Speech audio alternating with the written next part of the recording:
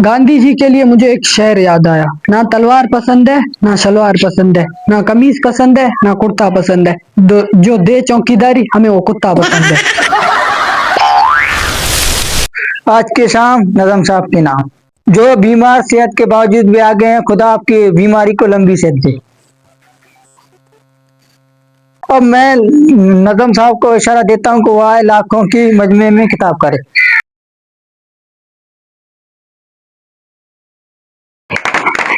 सबसे पहले तो मैं आप लोगों का शुक्रगुजार हूँ जो आप लोगों ने मुझे वो दिया जो आप लोगों के पास खुद के पास भी नहीं है।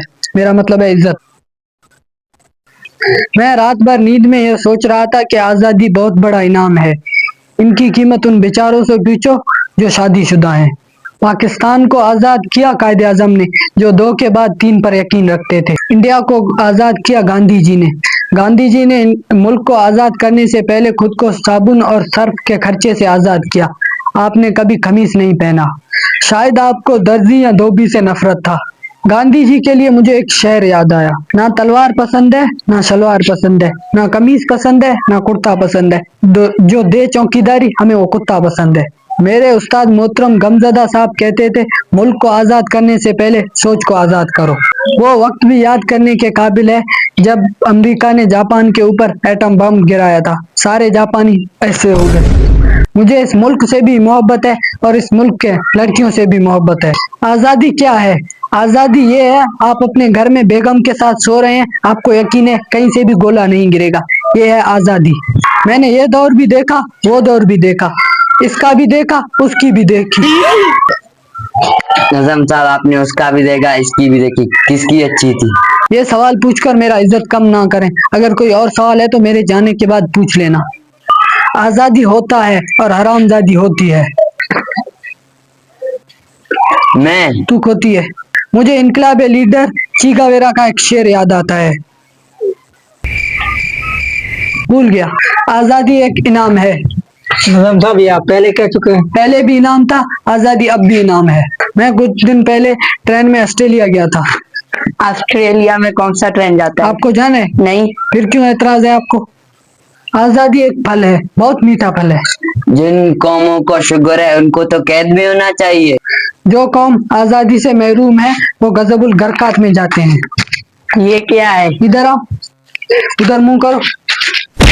ये है। अगर आजादी की कीमत जानना है तो यूक्रेन के लोगों से पूछो, जो खाना खाते हैं ऐसे देखते हैं कहाँ से मिसाइल आएगा। ये आप देख सकते हैं, मेरे हाथ में बंदूक है। लोग इसे आजादी के लिए उठाते हैं। ये बंदूक मुझे दो। क्यों? मेरे माँ बाप कहते हैं आप वो काम करो जो हम कहते हैं। मुझे भी बंदूक चाहिए, मुझे भी आजाद होना है।